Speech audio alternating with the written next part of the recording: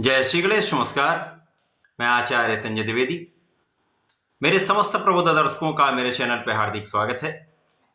प्रिय दर्शकों, आज मैं सूर्यदेव के राशि परिवर्तन प्रभाव को लेकर आपके सम्मुख उपस्थित हूं। नवग्रहों में राजा सूर्यदेव 14 मार्च को अपनी वर्तमान राशि को छोड़कर गुरुदेव बृहस्पति की मीन राशि में प्रवेश करने जा रहे हैं। ये एक अनुकूल परिवर्तन है जब सूर्यदेव मित्र की राशि में जाकर बलवान होने वाले हैं। परंतु यदि हम स्थितियों का अवलोकन करते हैं तो यहाँ पर मीन राशि में पहले से ही राहु का गोचर चल रहा है, वहां पर बुध और शुक्र भी होंगे। इस प्रकार से जब 14 मार्च को सूर्यदेव का राशि परिवर्तन होगा तो सूर्य पर ग्रहण लगेगा। आज मैं धनु राशि के लिए सूर्यदेव के इस राशि परिवर्तन का किस प्रकार का प्रभाव प्राप्त होने वाला है, इस समय में किन भावों में वृद्धि होगी, आप कितना लाभ ले पाएंगे अथवा कहीं पर कोई समस्या या अवरोध है तो उसका क्या निराकरण है, सूर्य के इस राशि परिवर्तन से तथा ग्रहण के प्रभाव से क्या स्थितियां बदलने वाली हैं, सकारात्मक अथवा क्या नकारात्मक परिवर्तन होगा, उसका क्या निराकरण है, संपूर्ण विश्लेषण मैं पूर्ण तर्क के साथ करने जा रहा हूं। प्रिय दर्शकों, इस राशिफल को आप अपने लग्न तथा राशि दोनों के अनुसार देख सकते हैं। धनु राशि गुरुदेव बृहस्पति की ही राशि है, जहां पर सूर्यदेव भाग्य के स्वामी है। भाग्येश का गोचर सुख भाव में प्रारंभ होने वाला है। अब यहां पर सूर्यदेव जो भाग्य के स्वामी है, उनका गोचर जब आपके सुख भाव में होगा तो यहां पर केंद्र त्रिकोण राजियों का लाभ भी आपको प्राप्त होगा। परंतु जैसा कि मैंने बताया कि यहां पर सूर्य पर ग्रहण लगेगा। 14 मार्च को जब सूर्यदेव आगे बढ़ेंगे, मीन राशि में पहुंचेंगे और राहु का गोचर सदा ही वक्री अवस्था का होता है, अर्थात ये पीछे की ओर गमन करते हैं, बैकवर्ड इनका मोशन होता है। तो जब सूर्य और राहु एक दूसरे के सामने होंगे, सर्वाधिक नकारात्मक प्रभाव तभी प्राप्त होगा। अर्थात सूर्य के इस गोचर काल में प्रारंभिक जो 10 से 12 दिन हैं वो कुछ समस्याग्रस्त हो सकते हैं, कुछ कष्टों का सामना करना पड़ सकता है, क्योंकि इस समय ग्रहण का पूर्ण प्रभाव होगा। तो इस समय कुछ सावधानी रखेंगे तो समस्याओं से भी बचेंगे। आप अपने कार्य क्षेत्र में, अपने लाभ के क्षेत्र में, अपने व्यापारिक क्षेत्र में तथा अपने पढ़ाई के क्षेत्र में बहुत कुछ सकारात्मक कर पाएंगे। अब जैसा कि यहाँ पर पहले से ही शुक्राचार्य और बुध का गोचर चल रहा है, जिसके कारण बुधादित्य योग भी बनेगा। अब केंद्र का बुधादित्य योग जो अत्यंत प्रबल होने वाला है, इसी प्रकार से रवि शुक्र योग का लाभ मिलेगा तथा केंद्र त्रिकोण राजयोग का लाभ भी यहाँ पर प्राप्त होगा। प्रारंभिक 10-12 दिनों के पश्चात सूर्य जो अत्यंत प्रबल हो जाएंगे तो बहुत कुछ आपको लाभ यहाँ पर देने वाले, क्योंकि सूर्यदेव पर लंबे समय तक ग्रहण का प्रभाव नहीं होता है। तो जब तक राहु और सूर्यदेव बहुत निकट होंगे तभी तक ये मुख्य रूप से प्रभाव प्राप्त होगा।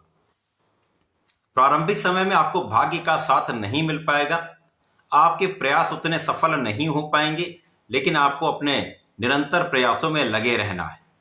इसी प्रकार से इस समय में उच्चाधिकारियों के साथ किसी प्रकार के विवाद में पड़ने से बचें, पिता का सहयोग लें, पिता से किसी प्रकार का मतभेद अथवा क्लेश ना रखें। इस समय में यदि आप शासन प्रशासन में हैं, प्रशासनिक सेवाओं में हैं, राजनीति में, विशेष रूप से ये चतुर्थ भाव जो जनता का भी भाव है, यहाँ पर अपयश का योग बनता है। तो इन प्रारंभिक समय में आपको बहुत बचाव करना है, किसी प्रकार से कोई विवाद ना हो, ऐसा आपको यहाँ पर अनुशासन रखना है। जब आप अनुशासन में रहते हैं तो बहुत सारी समस्याएं अपने आप कम हो जाती। यदि कोई विवाद हो सकता है तो वहां पर आप अवॉइड करें, उस स्थिति से बचने का प्रयास करें। विशेष रूप से इस समय में माता के स्वास्थ्य का संरक्षण करें। माता पिता के दोनों के स्वास्थ्य में कुछ समस्या हो सकती है, तो आप उनका ध्यान रखें तथा माता पिता का नित्य आशीर्वाद लीजिए। इस समय में सूर्यदेव का प्रभाव राहु के साथ ग्रहण दोष का, जैसा कि यहां पर भ्रम की स्थिति बनती है, लोगों के बीच में आपके लिए एक विपरीत प्रभाव प्राप्त होने लगता है, जिसके कारण एक भ्रम की स्थिति बनती है। इस भ्रम के कारण कुछ तनाव आपको प्राप्त हो सकता है।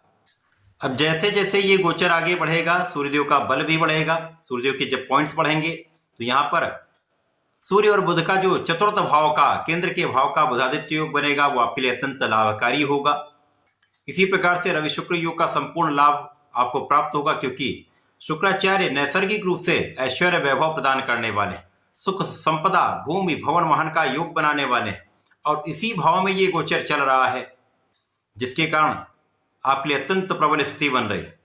निश्चित रूप से जैसे ये गोचर आगे बढ़ेगा, सूर्य पर ग्रहण का प्रभाव न्यून हो जाएगा, तो यहां पर आपका बुद्धि का भाव अत्यंत प्रबल होगा, ज्ञान में विशिष्टता आ जाएगी, आपके मार्ग की विषमताएं दूर होंगी तथा आप संकटों से बाहर निकलते हुए अच्छा लाभ प्राप्त करने वाले हैं। इस समय में आपके ज्ञान के बल पर, आपकी बुद्धि के बल पर, आपकी योग्यता के बल पर, आपके नेतृत्व के गुण के बल पर, आपकी शासन क्षमता के बल पर आप एक महालाभ प्राप्त करने वाले हैं। कार्य क्षेत्र में जो आपका संघर्ष है वो सफल होगा। जो आपने धैर्य रखा है उस धैर्य का संपूर्ण लाभ आपको प्राप्त होगा। कार्य क्षेत्र में एक अच्छे पद की प्राप्ति हो सकती है, पद वृद्धि का योग बनेगा, लाभ वृद्धि का योग बनेगा, धन वृद्धि का योग बनेगा। इस समय में आपके कार्य की विशिष्टता लोगों के बीच में आपको एक अलग पहचान देने वाली होगी, आपका यश बढ़ाने वाली होगी। जहां पर यश है वहां पर अपयश है, तो कुछ ऐसे लोग भी होंगे जो आलोचना करने वाले होंगे। इन सबसे डरना नहीं है, इन सभी का पराभव भी होगा। आपके कार्य क्षेत्र में आप एक अच्छा कार्य करके बहुत नाम भी करने वाले हैं, अच्छा लाभ भी प्राप्त करने वाले हैं। जब लाभ वृद्धि होगी, जब पद वृद्धि होगी, तो आप अपने जीवन के सुखों को प्राप्त करेंगे।